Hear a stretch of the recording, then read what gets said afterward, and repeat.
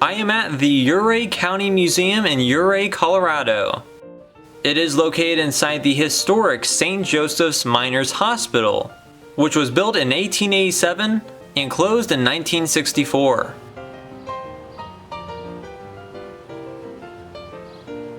Out front, there's a bust of Chief Ouray, the town's namesake. He was the well-respected chief of the Utes in this region from the 1860s to 1880. This is what the entrance is like to the St. Joseph's Miners Hospital. The museum is actually reopening today after the COVID-19 pandemic. I just happened to be here, thankfully, so I was the very first visitor at this museum after a years-long closure. This is an original photograph of Ouray, taken by the famous photographer William Henry Jackson. Here's a photograph of some men at the Free Coinage Saloon, which is now the Outlaw Restaurant that I ate at and showed in my Ouray Town Tour video. Here's a whole bunch of antique guns. That's a gaming board that was used at an 1890s gambling house here in Ouray. Here's an exhibit on Vinoli's Gold Belt Theater and Saloon, which was the center of activities in Ouray's red light district.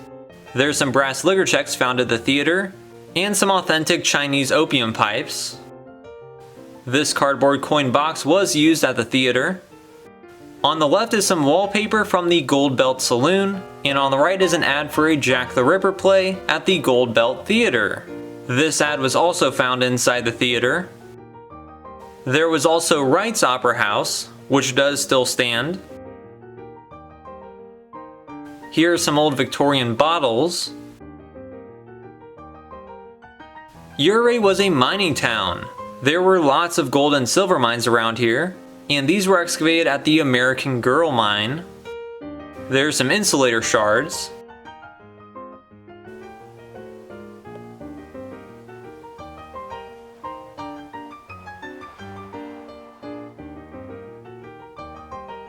I can already tell this is a big place. There's definitely a lot to see here. This is a mutoscope, an antique moving picture, and a little predecessor to the motion picture. This one apparently has a Jack Dempsey fight on it. This is a World War I Blue Star flag. Families would post these flags in their window. Each blue star was a family member serving in the military, and they were changed to gold if they died. Those are some curvaceous glass pop bottles, alongside some minor identification tags. Those are some Belgian pinfire revolvers, and an 1892 pistol. Here's some antique souvenirs from Ouray, including some plates. Tourists have been visiting the Switzerland of America for over a century.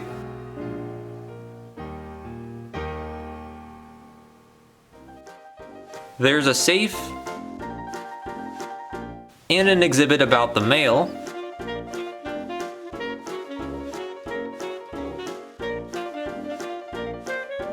This is the soda fountain from the post office drugstore. It was opened here in Ouray in 1920 and stayed open into the 60s. There are some weird clowns on it. There are tons of antiques in here from past Ouray businesses.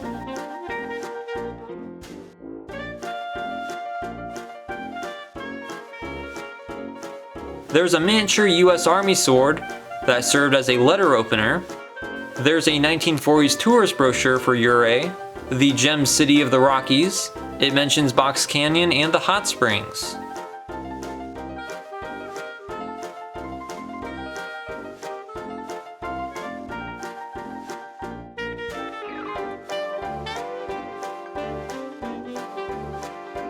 That red thing is a rather ornate coffee grinder.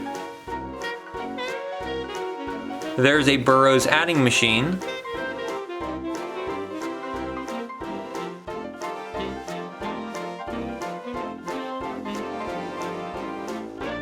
And here's a full grocery store tableau. I believe much of this is from the Cascade grocery store that was here in Ouray decades ago.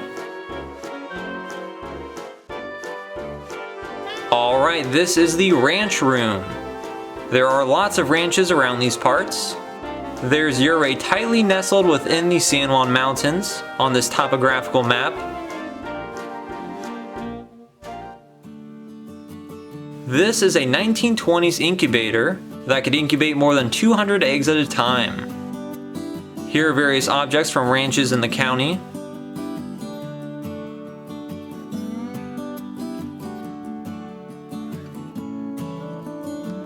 There's an Edison cylinder Triumph phonograph. It cost $65 in 1909, which was actually quite a bit of money. And there's a Kewpie doll. Those are weird.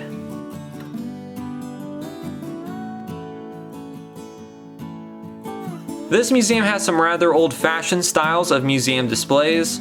It's still curated and themed, and I really like it. There's a moonshine still that was used in an illegal operation. There's a rifle in glass above a door. Guess that's a creative way to show it. Those are some antique apothecary jars from the former Aptica Pharmacy here in Ouray. This could be either a 1920s flapper purse or a Native American bag.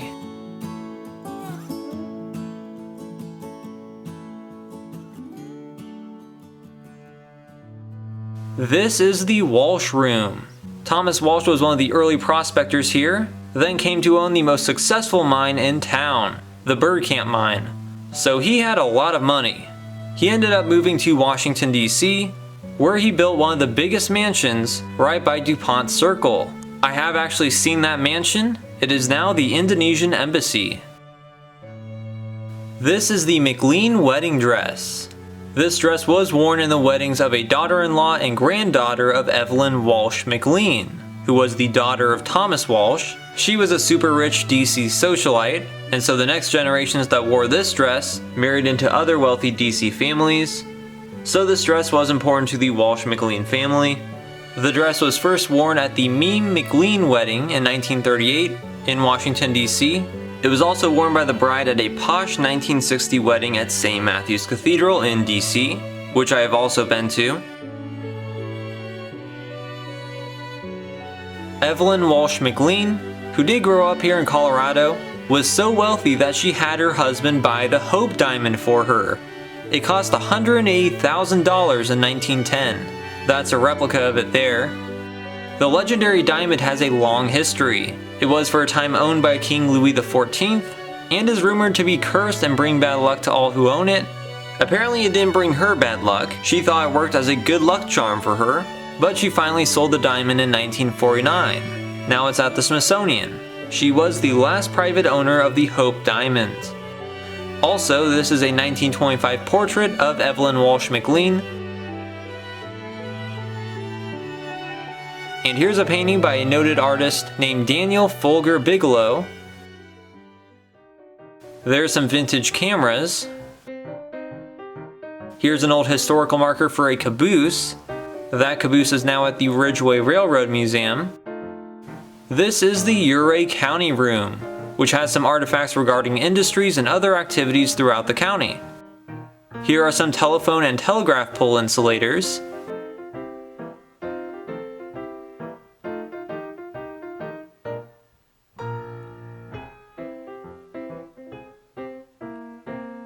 There are lots of keys to the Bird Camp Mill on the top shelf.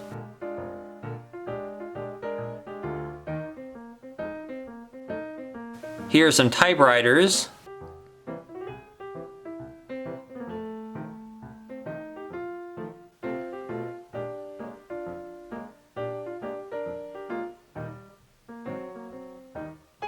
Here are some relics found at archaeological digs throughout the county, including some of the mines. And there are some rocks. These placards are all about Otto Mears, who was the pathfinder of the San Juans, and he was also behind the $1 Million highway between Ouray and Silverton. They have some artifacts from the Elks Lodge here in Ouray.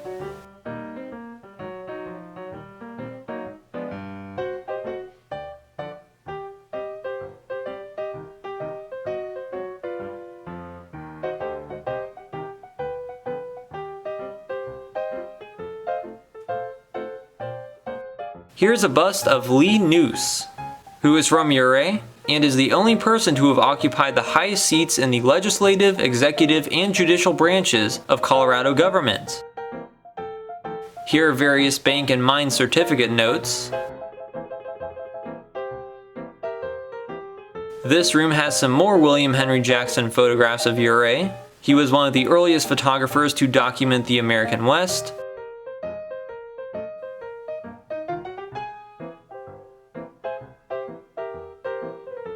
This photograph of Ouray was hand-painted.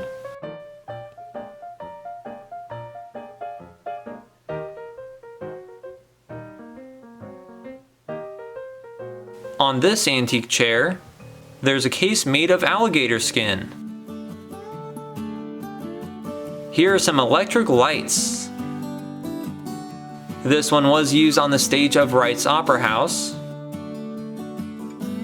This was the first piano in Ouray. No surprise it was used at a saloon in the Red Lights district.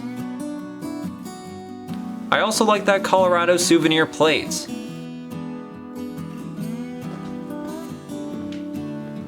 Alright, finally heading upstairs. The place is sizable and there are still 2 floors to explore.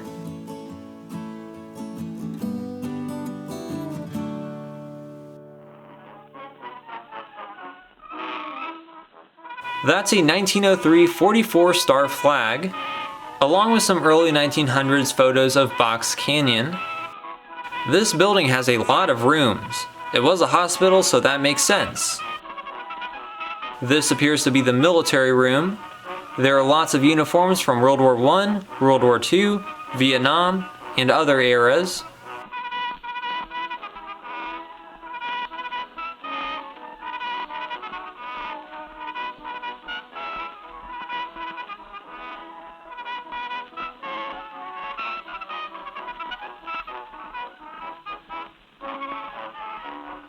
There's the dress hat and epaulets of Vice Admiral Ralph E. Wilson, and he wore these during the Japanese surrender ceremony on the USS Missouri. That's pretty neat.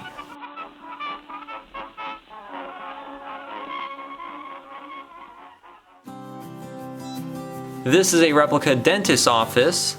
This is believed to be the first dental chair ever used in Ouray, along with the first x-ray machine in town.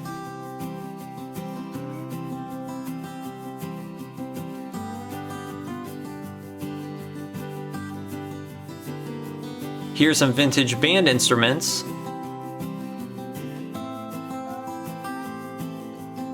There's a display about the railroad. The Denver and Rio Grande Railway passed through Ouray starting in the late 1880s. Pretty much everything had to come in by rail during that time, as Ouray is rather isolated.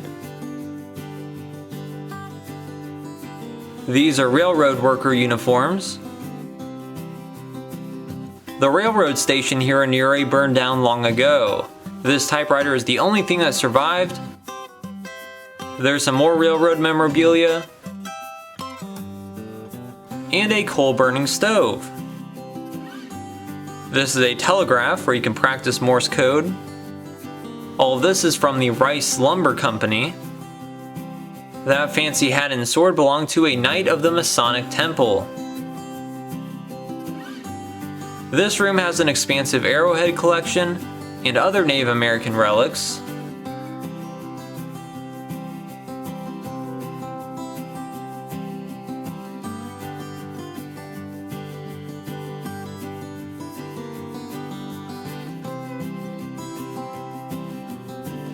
These pieces were owned by Chipeta, Chief Ouray's wife.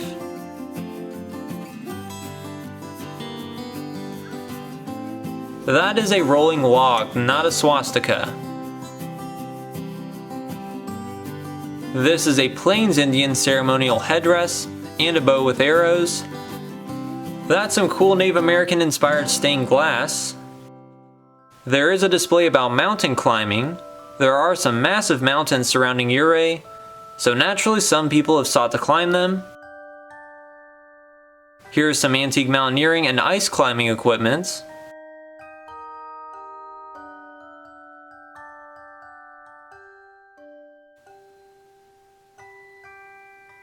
This room has a whole bunch of bygone toys.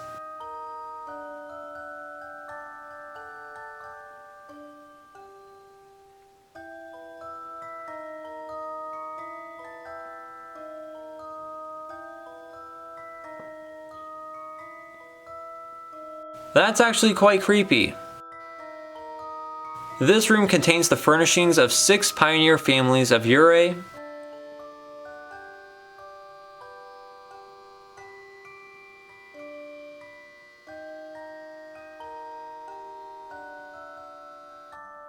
Ah yes, there is a quilt room.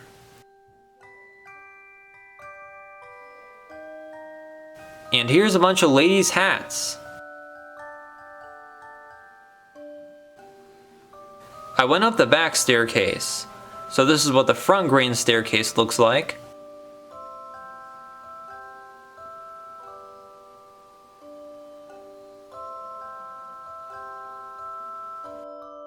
There are seemingly endless display cases here. There is so much to look at. This is a diorama of Red Mountain Town as it appeared in 1890. It was a mining community, but like so many, it is long gone. I do appreciate the use of old cases here, and these have some interesting stuff in them. That is a Feejee Mermaid. I was not expecting to see one here. The Feejee Mermaid is a classic sideshow gaff, half monkey and half fish.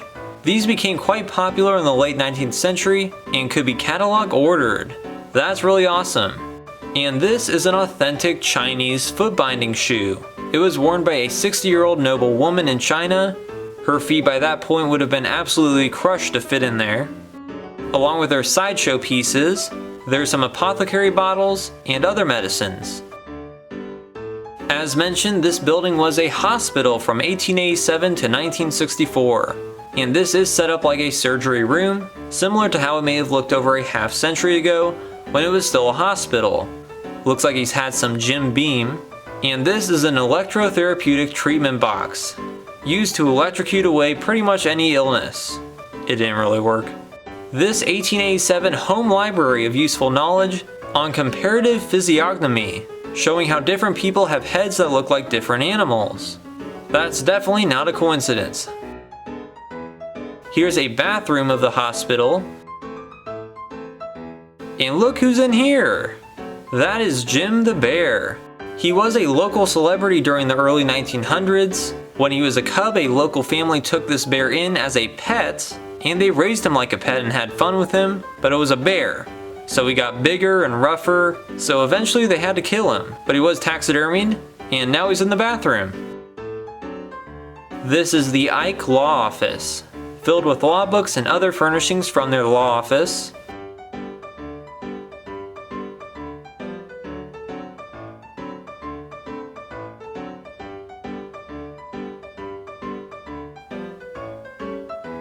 Here's a recreated recovery room of the hospital.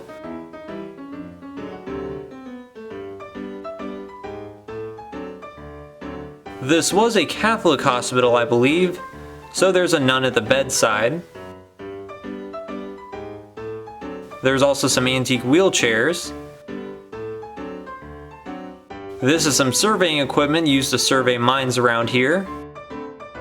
And this is the office of Dr. Edward L. Spangler, who worked at this hospital during the late 40s and early 50s.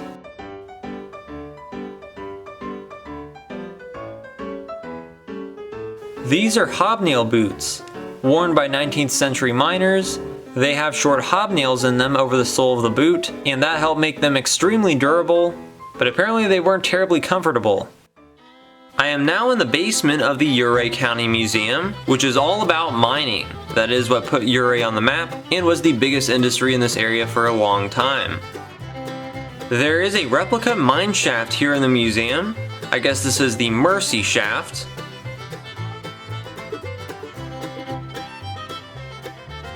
Well, there's a lot of antique mining equipment in here.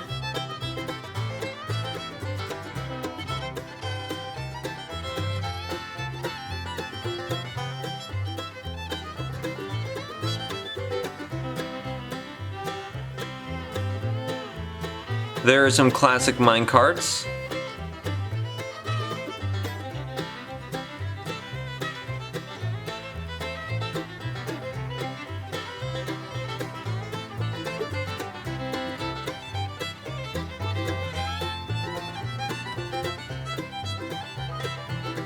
I noticed this burro pack frame. Burros were used to transport supplies to and from the mines. This is a real vug of rock, relocated from a mine. It's a little vein with exposed crystals. This is a model of the Camp Bird mine, as it looked around the 1910s. This was one of the most productive mines in Colorado, started by Thomas Walsh in 1896. 4 million ounces of silver and 1.5 million ounces of gold were mined here. It would be worth about $1.5 billion today. This is a blacksmith shop replica. Here's an antique sluice box that was used to separate gold from other junk. These are some very unique rocks. They don't look special upon first glance, but I'm going to turn off the light and turn on the UV lights. Ooh, look at that. These rocks contain fluorescent minerals that glow in ultraviolet. That's really neat and colorful.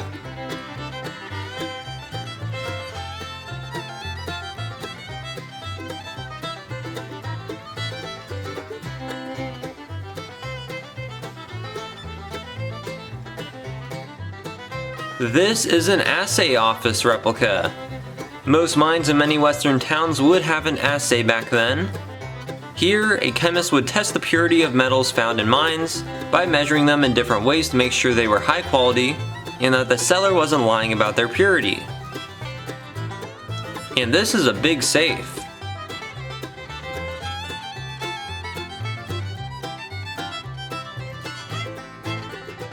That's an 1890 map of the Ouray Gold District.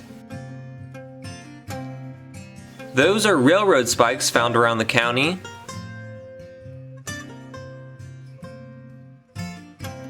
And this is the Bird Camp office room. It has some artifacts from the administration of that world famous mine, along with this replica model of the mill.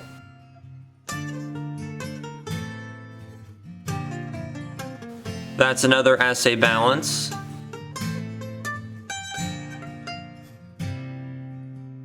This tripod in transit was used to survey the Camp Bird mine for Thomas Walsh. And this is the old telephone switchboard of Ouray.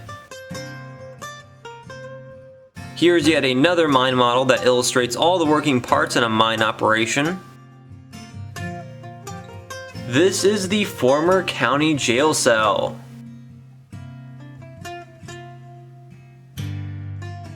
There was apparently a lynching at the old jail, where the townsfolk burned a black man accused of murdering a white woman.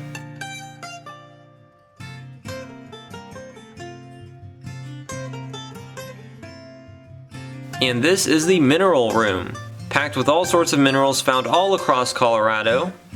There's some cool ones in here.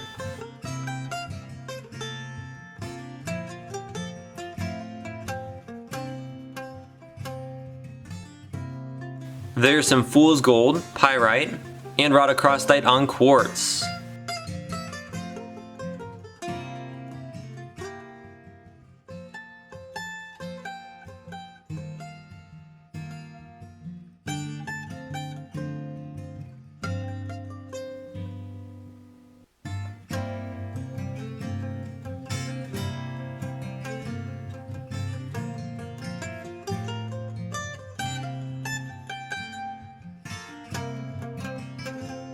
That's a bunch of calcite, and that's quartzite on quartz from the Sunnyside mine. This room was the hospital's kitchen, so it is still set up like a kitchen.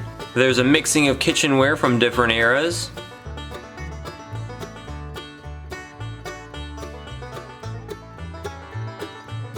There's also a weird plywood man sitting at the table.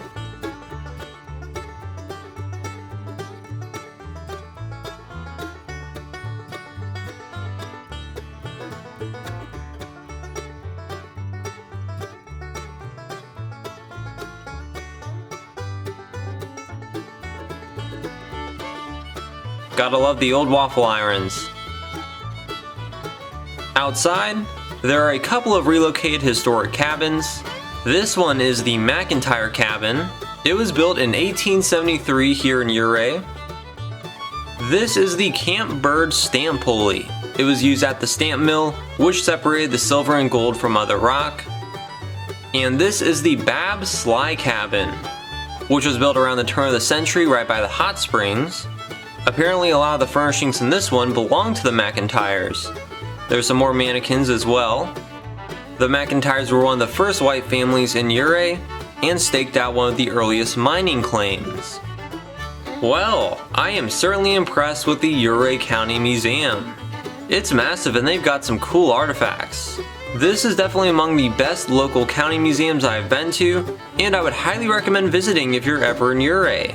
If you enjoyed this video, then please like it, share it, and subscribe to my channel.